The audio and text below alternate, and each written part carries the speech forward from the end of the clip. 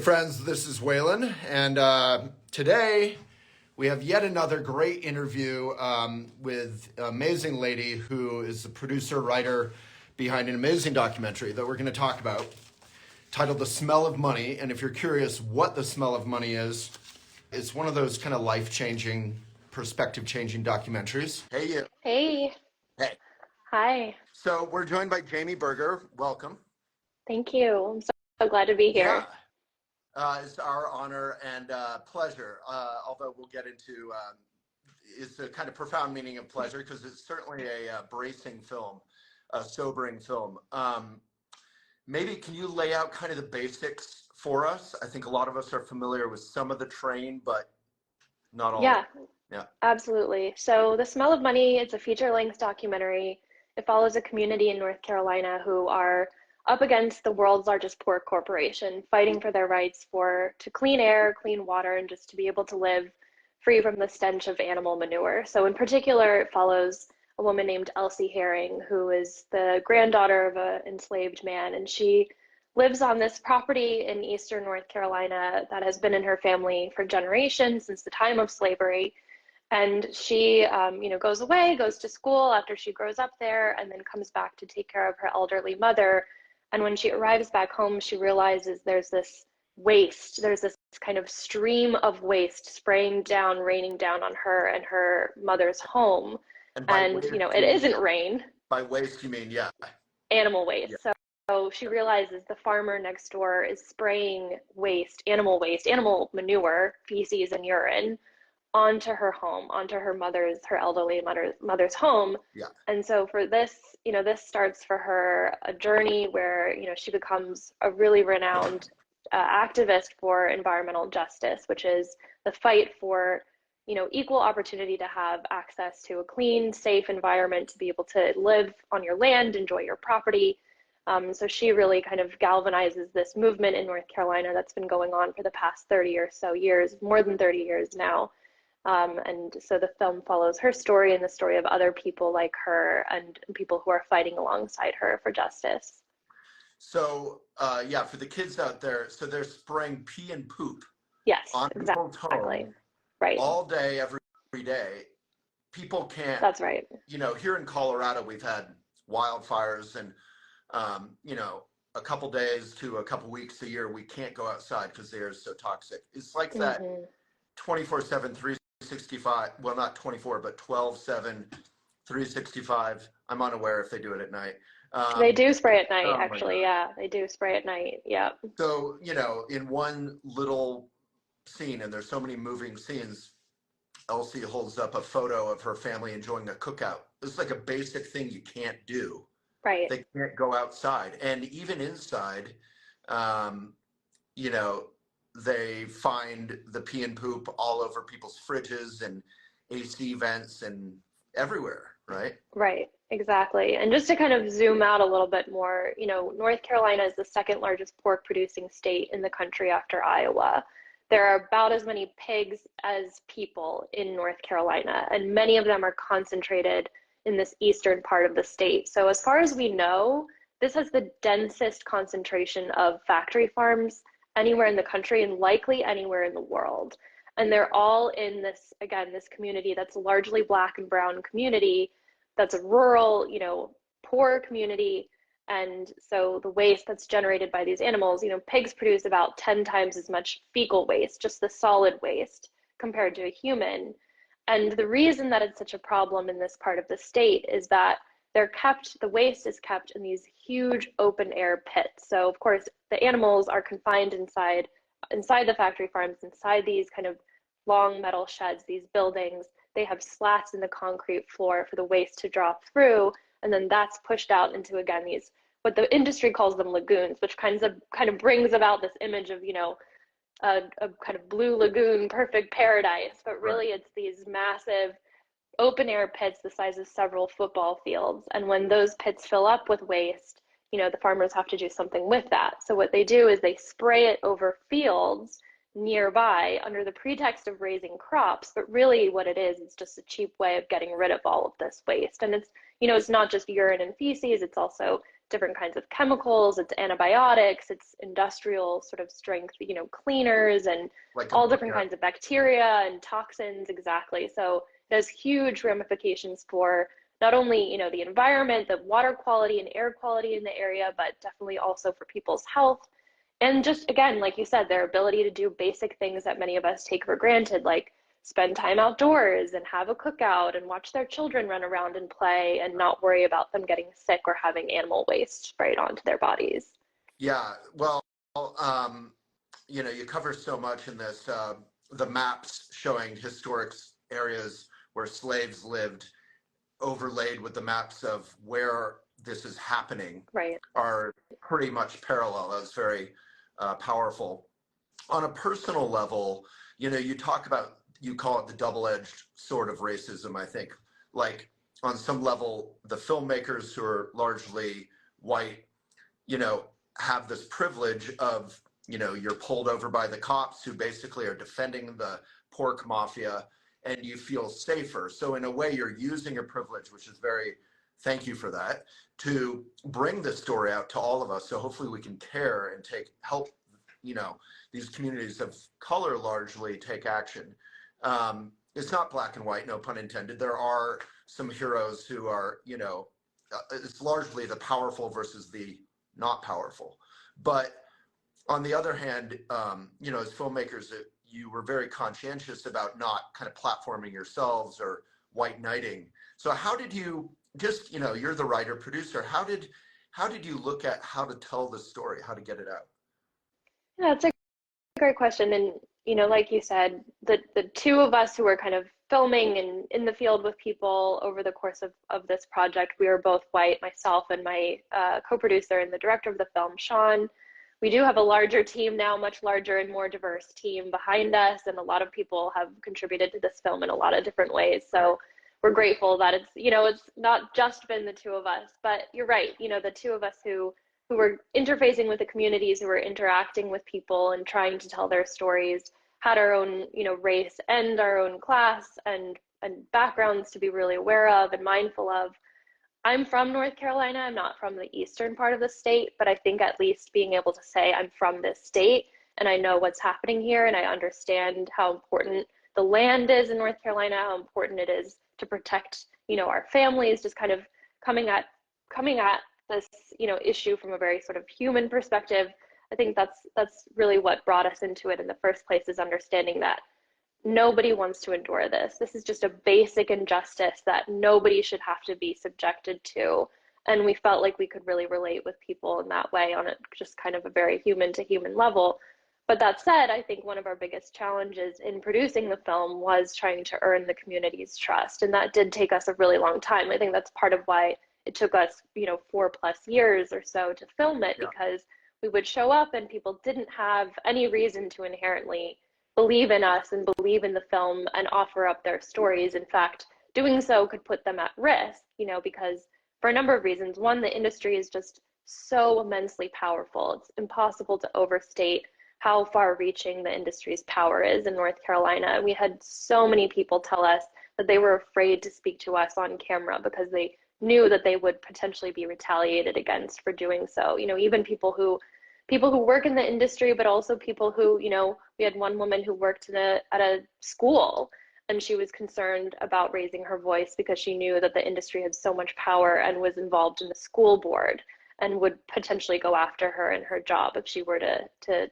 participate. So I think that was one barrier. Again, also just our own background, our own differences, led people not to trust us. They had every reason to see two white filmmakers coming into this community and think they're not people that we should work with. Well, you kind of covered that in that section where, what was it, Hurricane Florence came Yeah. Mm-hmm. in and, drowned, I don't know, tens of thousands, hundreds of thousands of pigs, and there's rotting pigs and all the chemicals and all the waste. And Yeah. it's, going out and poisoning all the people who live around it. And there's tons of media attention and, inspiration to change this awful system that isn't working for human beings, Right. let alone animals. And then the media leave, Exactly. a month later or 2 weeks Right. later. Yeah. Right. Exactly. that's what we heard from so many people, that journalists had come in, other filmmakers had come in, told this story, kind of extracted bits and pieces of it, extracted those stories from people, and then would disappear, and the media would die down, and they would never even know oftentimes where those stories ended up. So I think it took us showing up over and over and over again over the course of many years, showing that we were invested, that we were trying to be accomplices in this fight and not just people kind of on the sidelines, or people who were replicating the systems of oppression that people were already dealing with by coming in an extractive way. And we certainly didn't do it perfectly. We learned a lot of lessons. We had a lot of, reflection about how we were approaching this, and the balance that we needed to strike between being filmmakers who want to, present a good story that's going to be captivating and compelling and bring people in and have people connect with the subjects, but also understanding that we're dealing with real humans who have so much that they're fighting, so many layers of injustice that they're dealing with, having their own family members be sick, having to, kind of balance what they say to be afraid, out of the fear that the industry might come after them. Like, we really had to be very cautious in the way that we approached this, and again, learned a lot. And just, I think the kind of big conclusion that we had was that we really needed to just take our time and keep showing up. Yeah, it's powerful. I mean, Elephant is coming from this tradition of Buddhism, and a lot of what is ailing our world is this sense of speediness, which can lead to lack of caring. You don't really pay attention. That's kind of a definition of factory farming and our consumption of it right there. Exactly. But the slow filmmaking process, creating relationships, as being a journalist or a storyteller, like, when people open up, that gets really powerful. Yeah. And when you say people are sick, it's not just the older folks who you're profiling, but the children, people who are having their entire lives, like Elsie was going through this for 30 years, right? Or more. Right. Yeah. And, you think from a point of privilege, you think, oh, if the fires get too bad here in Colorado, I'll have to move. But they're not able to move because the homes don't have value. Is that right? Right. Like, the pork industry is also killing who would want to live there? Exactly. Yeah, this is a question that we heard from a lot of people, and a lot of the people we were interacting with, told us. People ask, why don't we just move? Well, there's a lot of reasons. Like you said, there are plenty of studies showing that property values of homes near these kinds of facilities are lower. They have been affected by this pollution. So that's definitely one reason it's very difficult to sell a home in that area.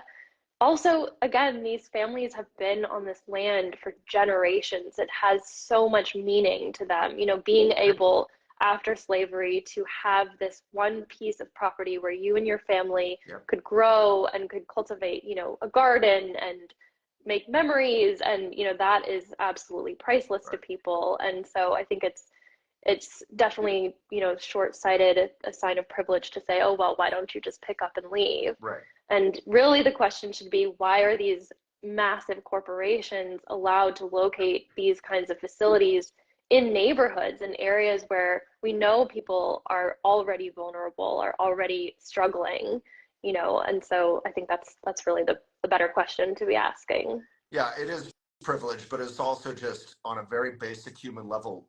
The idea of having poop and pee and chemicals, ammonia, etc., sprayed on you all the time, your first instinct is to leave. And these people didn't have that option, or didn't want that option, as you said.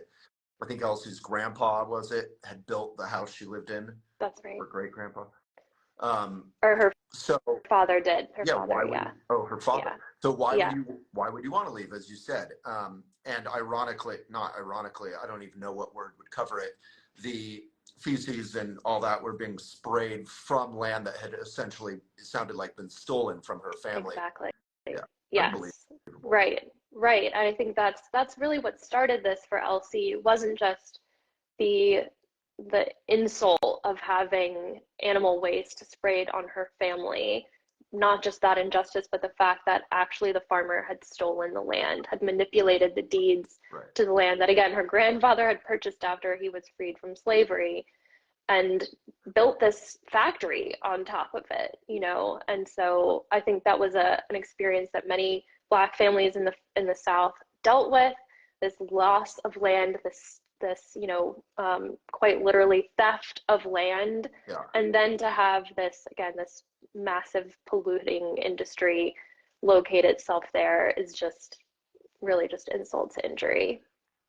Yeah, there was sort of an offhand remark by someone you were interviewing that Purdue, I think they're a chicken factory farming. Mm-hmm. I'm glad I barely know. They had, you know, put thousands of small farmers out of business.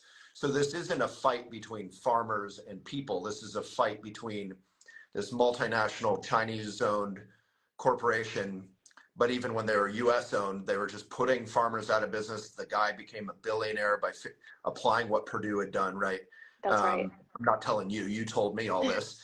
Just explaining to people that it was, you know, I'm vegan, and it really hit me through the course of this that, you know, I often think about how animals are tortured, literally, Mm-hmm. and then murdered en masse, again and again and again. But that's essentially what they're doing. Not even essentially, I can't even qualify it. They're torturing and killing human beings as well in pursuit of profits, and not even profits for a large class of people. It's not like middle class profits. It's you know, profits for no one knows, the Right. owner, you know, the people who are really making out Yeah. like thieves. Yeah. Um, Exactly. you know, Exactly. this is a question with a little privilege in it, but it's a genuine question.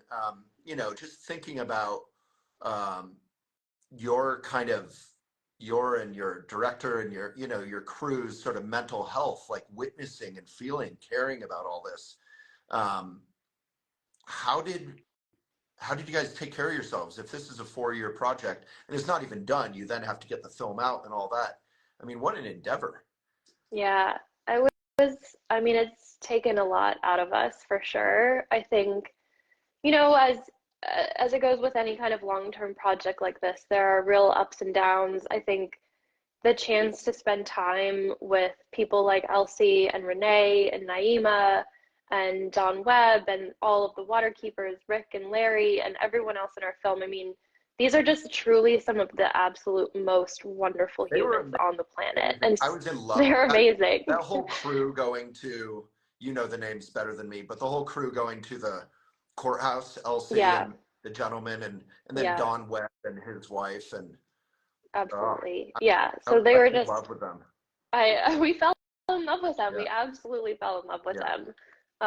I mean, it was such an experience that I will treasure for my whole life, to be able to spend time with all of these people, and especially to be able to get to connect with Don before he passed away and Elsie before she passed away. I mean, that was just, it really was such a meaningful experience. Of course, so absolutely devastating when we got the news that they weren't well. And, you know, I think for me, another low point of the film was also after the lawsuits were over. So the film kind of chronicles these lawsuits against Smithfield, which, you know, in which about 500 residents of North Carolina take the company to court and say, this is not something that we should endure. You should not be allowed legally to do this to us, and you should pay us for that. So after the lawsuits, you know, this is a little bit of a spoiler for the film if you haven't seen it, but the residents won. You know, they won all 5 of the cases that went to trial, and then they won their appeal, and they were awarded money from juries in North Carolina. The amount that they won was dramatically reduced by a North Carolina law that caps the amount of damages that people can receive. So in the end, most people didn't get, you know, nobody got like a kind of transformative amount of money. There were many, you know, we spoke with, including Renee, for example, she was able to pay off some of her medical bills, but it's not like they got this huge windfall. And so I think for us, when we went back, for me, when I went back to North Carolina after the lawsuits were over and saw that not only had people not actually gotten a ton of money from this, but also the conditions hadn't changed. Nothing has actually changed in terms of the way that Smithfield is operating, in terms of the amount of waste that people are having sprayed on their homes. And that was a serious low point to see that after this 9-year legal battle and millions of dollars poured into this fight, after 30 years of this long-term fight. So that was my breakdown. That was my breakdown point. But I will say then, there's been this kind of rise in I think my well-being and my feelings of optimism and hope about this in the opportunity we've had to share the film with the world, as we've done screenings at festivals and done these kind of community screenings, being able to see how people react to it and see people who are impacted by this kind of issue, see their stories reflected in the film. That has been incredibly meaningful. So it's an emotional ride, but we've done our best. And I think in terms of kind of keeping in mind the heroes that we have in the film, Elsie in particular, she knew she wasn't going to win this fight in her lifetime. I think she really was totally aware of that, but that didn't stop her from persisting, from devoting her entire life after she, came back to North Carolina to trying to get justice for her family. Really, that's who she was fighting for, was her family. So that to me was always really inspiring, to remember that she just truly, literally never gave up and fought until the very end. And even winning those damages and having those damages reduced, I think, was it Renee? You can correct me if it was someone else, but they were saying, look, I have like a lifetime of bad credit because of all the medical expenses, all the health issues I'm going through, right. And then they don't even get the money right away. It's appealed and then it's delayed. And I think you said you've given some stuff away. So, I'll mention that, like, Elsie, I don't think saw a dime of it in her lifetime. Yeah. No, she didn't. Right. And not all that is besides the point. Like, one of the lowest points of the film for me watching was after they won that lawsuit, which is kind of a nice moment. Someone called it like David versus Goliath. They keep spraying the pee and poop and the chemicals like the same day. Yeah. Like there's no order for them to change. And I think someone, who was it, said, was it Don or Tom or someone said, like, that you could add 10 cents to the price of bacon and fix all this. You could change all this. Yeah. And process all this and create energy or whatever out of it, instead of poisoning North Carolina and the people on it. Mm-hmm. Yeah, I think, the industry could definitely change if it wanted to. And it has studied alternative methods of this kind of waste management, and in the end, it's come back and said, we're not going to do anything that's going to cut into our profits. We're not going to do anything that's going to make us have to pay for this. And only when they were forced to do that by, juries in North Carolina saying, you can't do this to our neighbors, this is wrong, only then were they actually forced to pay. And even still, it wasn't enough to actually prompt them to make any kind of significant change. And, now the industry is investing in this technology that they call biogas, or factory farm gas, which is essentially, they put a cap over the lagoons and they trap the methane and other gases that are emitted from it, and they generate energy from that waste. So they're claiming that this is, the next step for sustainability, for the climate, but in fact, it's actually just another revenue stream for them. It's another way for them to earn more money.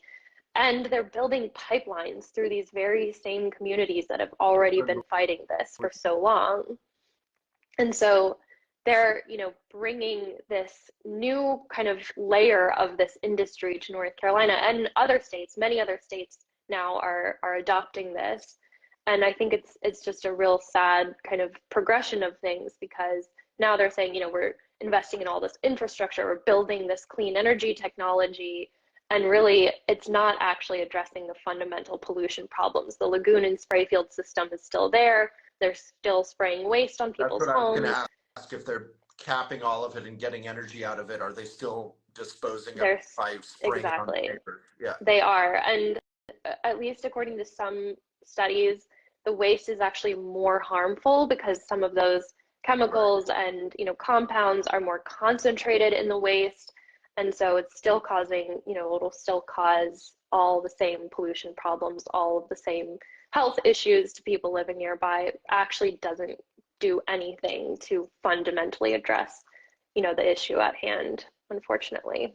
So one of the eloquent voices in your wonderful documentary, Senator Cory Booker, we've had him on the show.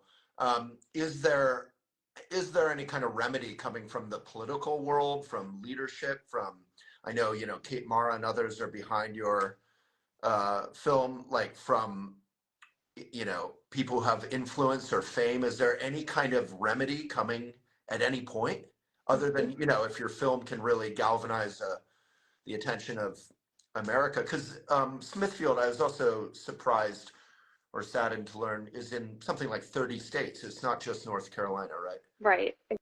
Exactly. Yeah, I mean, this film focuses on Smithfield in particular, but this is the case for factory farming all over the country and all over the world. This model of pork production and poultry production that was largely developed in the American South, and pork in particular in North Carolina, has been exported everywhere. I mean, you mentioned Senator Cory Booker, who's in the film.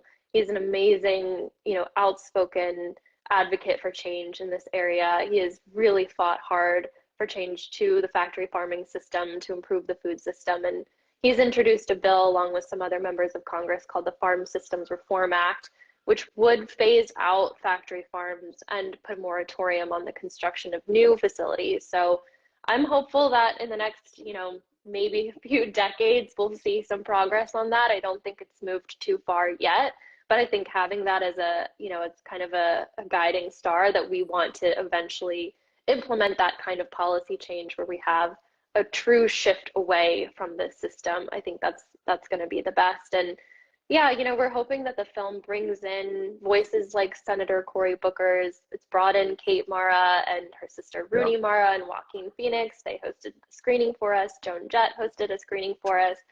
And we're really excited to see people using their platform to try to raise awareness about this issue. I mean, it's not glamorous. It's not flashy. It's, people getting shit on, literally, in a rural, poor part of the country. But I do know that anybody who watches it really feels connected to it and really feels fired up about it. And that's something that we hope will kind of allow us to build some momentum, bring some more, more of those voices in, and help us amplify the message of the film as much as possible. Thanks for listening. Hope you're getting a lot out of it. The full conversation is on our indie platform that supports and continues our work, elephantjournal.com/videos. You can subscribe, listen, watch, and participate there. And when you do so, you'll keep these mindful videos and podcasts going. elephantjournal.com/videos. May it be of benefit.